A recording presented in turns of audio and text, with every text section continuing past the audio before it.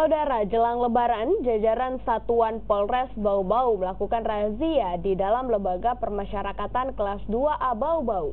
Pemeriksaan dilakukan guna mencegah gangguan keamanan yang bisa saja terjadi dari dalam lapas.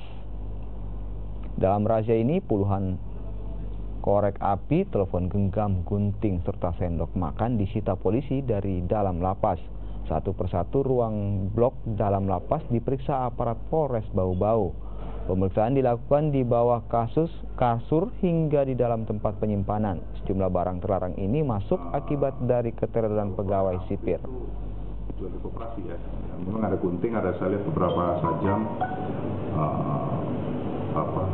ada beberapa barang-barang terlarang memang yang kita temuin tadi. Memang itu mungkin keteledoran pada saat penggeledahan. Tapi kalau dalam 3 bulan terakhir ini saya rasa sudah bisa dikatakan steril barang-barang yang masuk, karena yang pertama kita sudah mempunyai X-ray, ya, alat X-ray yang bisa mendeteksi barang-barang yang dibawa oleh pengunjung.